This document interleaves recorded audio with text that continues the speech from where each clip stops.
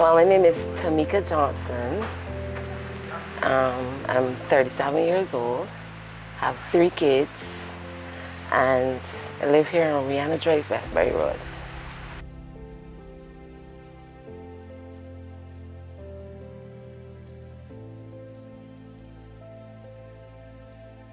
Israel, he's the first, he's 15 years old.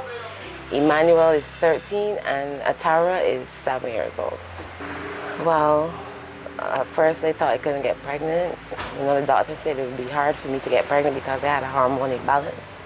But, you know, when I found out I was pregnant for the first time, it was really exciting. I really wanted to be a mother.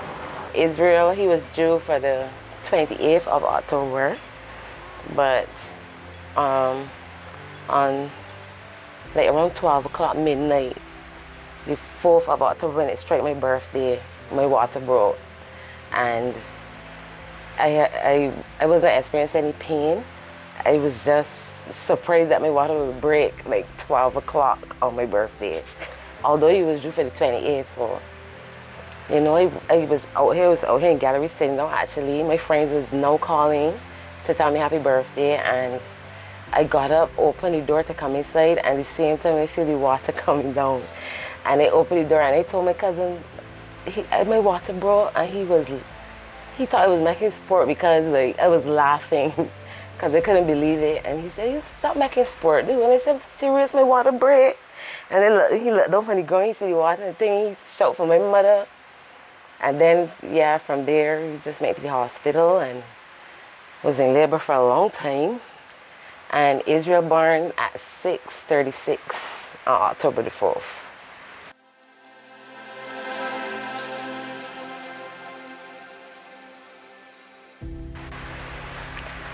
It was challenging. Oh my gosh. Israel would never sleep, especially at night. He would not sleep. We would be up all night. My mother would come, we would take shifts. She would let me get a little rest. She would hold him. And then for his whole baby stage, it was like that. And then he would only breastfeed. He wouldn't drink nothing from a bottle. Then after like his toddler stages, then like when Izzy was 2, 3 years old, then he was having problems speaking. We had to take, actually the school had made me aware to his problem or his development was something was going wrong, and they told me to take him to the Children's Development Center, yeah, for evaluation. I took him there, and that's when they told me Israel had, I think it was called CDD. He had to go speech therapy and stuff like that during primary school, coming up to primary school. But eventually it got better, and he's speaking great.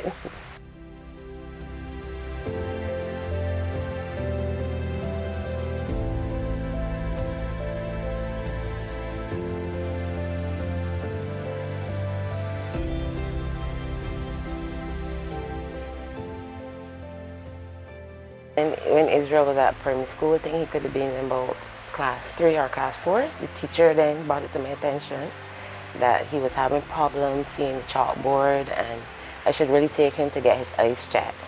And that's how it started. I took him to get his eyes checked.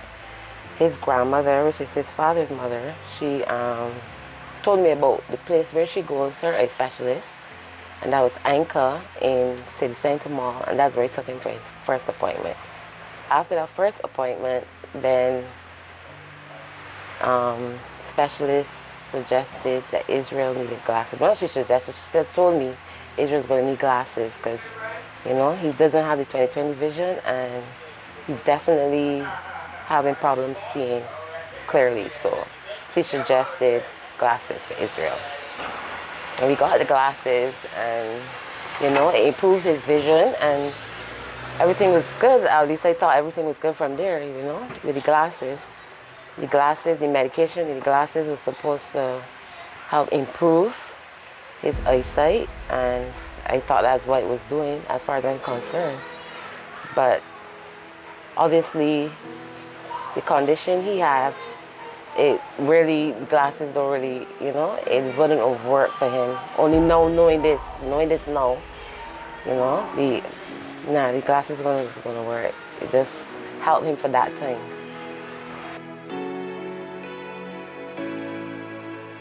I'm Major Johnson, and I like editing videos, and I love math, like playing basketball or tennis. So during COVID then, you know, Israel would have missed a year before going to his appointment. A year would have passed during COVID, and he didn't get the appointment. So like last year now, 2021, you know, the specialist would have gone in contact with me, and you know, Israel missed his appointment. If we would make another appointment, and they would have made another appointment, of course, and we took him. That was last year. I took him again, and that's when she realized, she was so surprised of the deterioration within that space of time, because she was like, what they say, normal, like his eye shouldn't have deteriorated this much in just a year time. Like, she don't understand. So then she suggested that I take him to the specialist, Nigel Barker. And we did that. We took him there, and there he was diagnosed with keratoconus.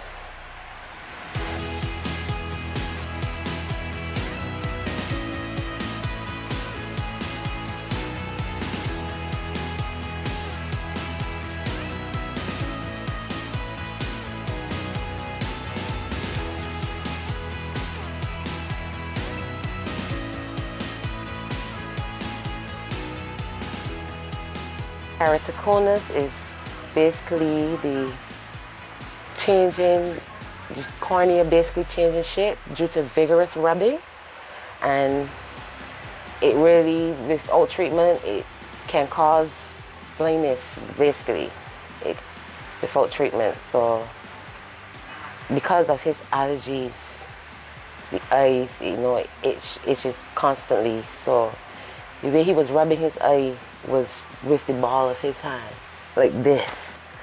So that's what really messed it up, especially in that time that we was home all that time, and you know, thinking that the glasses was just it, but obviously he's still rubbing his eye, and we didn't pay attention to it, obviously, just, you know. So yeah, that's what really caused the deterioration.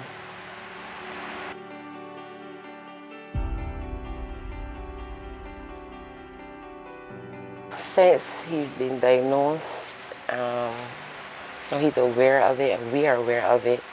You know, we really try to curb the rubbing, but that's be so hard, because I really understand where he's coming from as far as the eyes itching. So, you know, you get eye drops and stuff for him, but some eye drops you can only use for a certain amount of time, and you know, you don't want to be giving him medication every single day of his life. So, you know, we take breaks in between, but the itching does not take a break. So I just try to like explain to him, like, when you rub your eye like that, you know, you're making it worse. Try not to rub it. Try not to rub it hard. Try something softer. But you know, when he in front of me, of course he can do it, but I don't know who he do it when he in front of me. So, but we really try to stop the rubbing. It's very hard, to be honest, because it's very hard and stressful. Every time I walk, so the eyes trip up from stuff that I was just, yeah, especially when I walking outside the dark. Yeah, it's worse than that. I was going dirty water. I was doing no. And then when I come home, I be smelling real bad. And I was be like, how come I smell so bad? Then when I smell my feet and shoes, I realize that I step on dirty water or dog turd or something like that. Right? At school now, yeah, people want to make fun. Them is trip me up for fun and thing. But sometimes to the teacher. But at the same time, it's don't, because people just call me a snitch for some reason. So I just left it out, and I just go straight to my classes and thing. Yeah, it's very hard. But I still don't let this vision get in my way all my life. It definitely affects his schoolwork. His last report, you know, the teacher, the headmistress, and the headmaster, and would have been his form teacher would have were written, and the remarks was all about his eyesight and how it's affecting his work, and we should really do something about it, you know. But that's the hard part, like, you know, knowing something has to be done, but you can't do it because, you know, the price of the surgery is it's really expensive. School is actually stressful and hard. The work easy, it's just that I just can't like see and understand the work. Well, not understand, but I just copy from somebody, but to just the notes, not the answers. I say I just figure out for myself. Luckily, I have allies that has helped me figure out the work or the notes. Yeah, sometimes people is bugging me about my eyesight, but I just know mine. I just don't care. I just ignore them and just try to focus on my schoolwork. The problem is that it's just eyesight. I just want this surgery just come very quickly, get this over with, so that I can like finally focus on something that I couldn't focus for so long.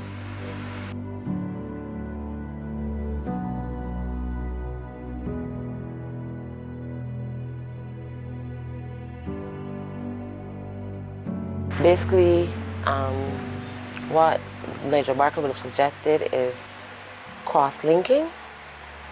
He has to get it done in both eyes, and the cost per eye is $5,050 per eye. And even if you could just get one eye done, because the left eye is worse than the right eye, you know, it would be a start. And then after he gets the surgery, then we have to get contacts. So he'll be wearing contacts basically for the rest of his life. No, I'm not actually scared or worried. I just try to ignore it, but when people is bullying me of it, I just think about it. And yeah, it's actually kind of made me worried about if I'll actually survive in this surgery, or if I'm gonna get the surgery, or if I'm gonna stay this vision forever, if I'm gonna get this vision forever.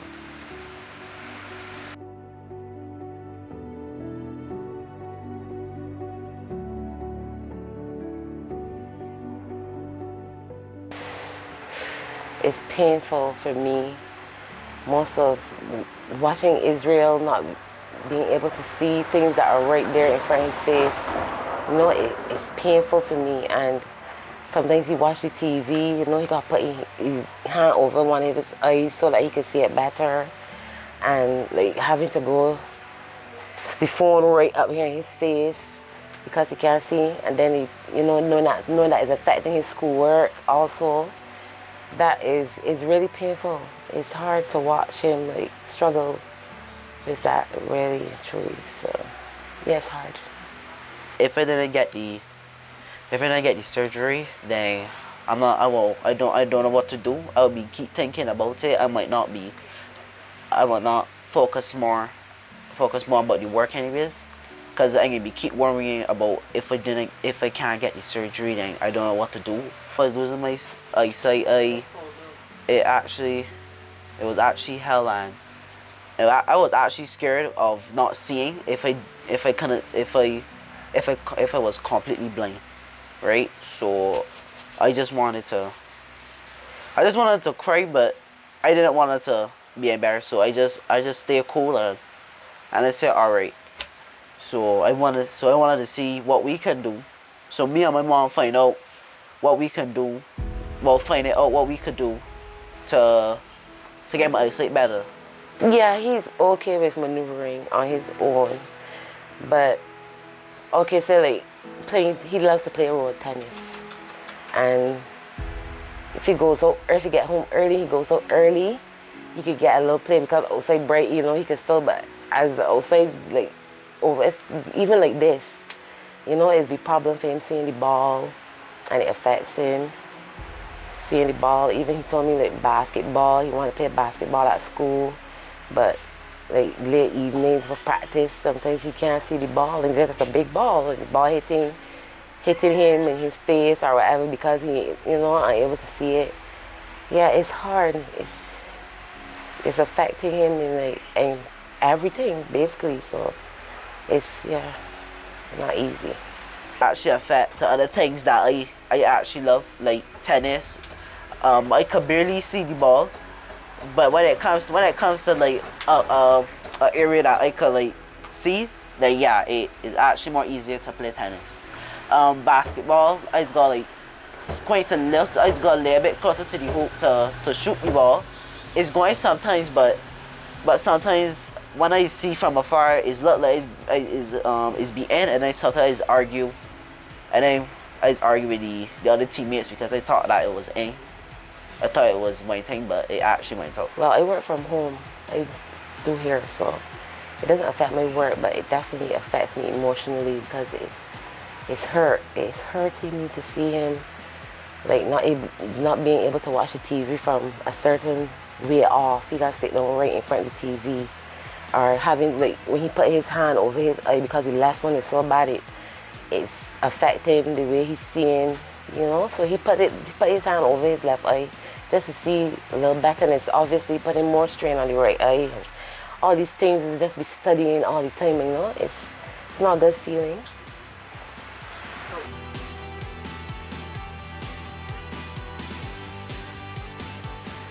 I see these like it's actually be blurry, like I would say 80 or 70% of blur. I just gotta try to squint to see a little bit better, but suddenly it's not happening more because when I had this still, when I used to squint, it was actually more easier to look and see. But now it just blur, like it just blur. I just don't see nothing but just blur. That's all I actually see. And sometimes when it comes to like the light and thing, it's actually burn a little bit of my eyes. That's why it's like I just close it a little bit so that I can't let the light hit it to my eyes or anything.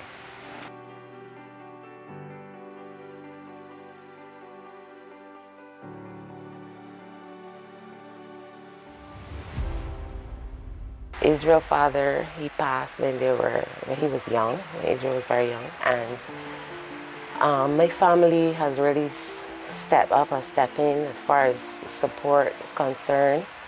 My brother and my sister and my mother, everybody basically just help out wherever they can.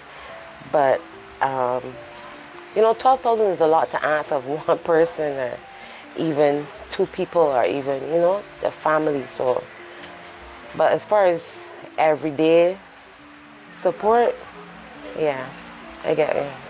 Oh, the first time they find out, the rest of the friends, the rest of the classmates was actually laughing. I didn't care, but the friends that I had actually was worried about me and actually cared and well, yeah, they was actually worried and actually cared about my eyesight. So I decided I do have actually friends, because at school I thought it was be bullying me and make me feel like I was actually completely blind. But luckily, my friends actually helped me go through this keratoconus on my eyes. When it comes to work, when it comes to writing on the board or walking, them is help me look at the them is take pictures, or them is dictate me to tell me what to write, or them is send me a photo of the note to let me write it, or them is just and then when it comes to walking, them is tell me where to walk, or watch out for some water puddles or holes and stuff in the ground, I think. Well, his brother Emmanuel, he also goes to St. Leonard's. He's very protective of his brother, and you know, school children could be sensitive at times. So, you know, you would get a little bullying, you know, people, he come home and tell me, you know, children at school calling me blind man and thing, and when they pass in, they put out their foot because they know that, you know, that I might not be able to see it, trip me. I told him, you want me to, I could come up by the school and speak to someone. I could talk to the principal, your teacher, you know, he doesn't want that. He doesn't want that, but his brother, I know that he's in good hands with his brother because he's very protective of Israel. You know, he got friends in the neighborhood also that would come and You know, they would come and line here with him if he don't want to go outside. They don't really go outside a lot like the others. So, yeah, I think he got his support system at school and at home as far as friends is concerned.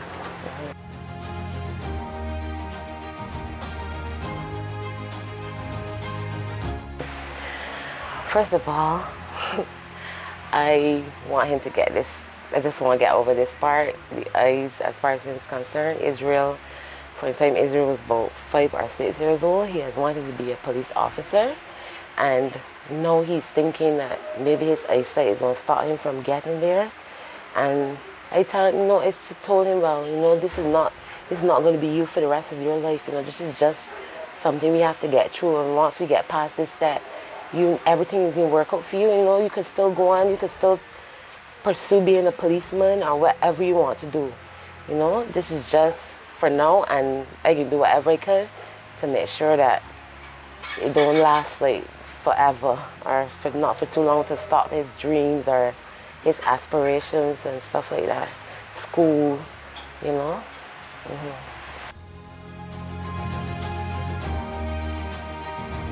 think it's made me more sensitive as far as like single mothers and having to raise children and so much different things that, the obstacles and things, and trying to help.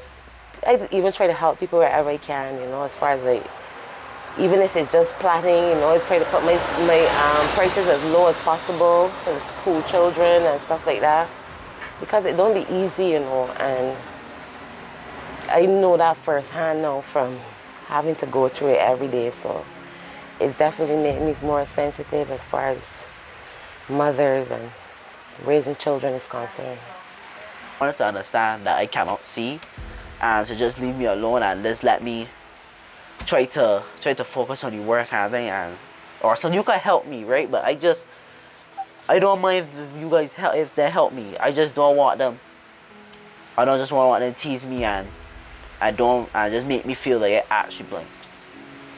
I just want to understand that I have a very rare condition on my eyes, and I cannot see properly. So don't make this a joke. Make this like an actual serious problem.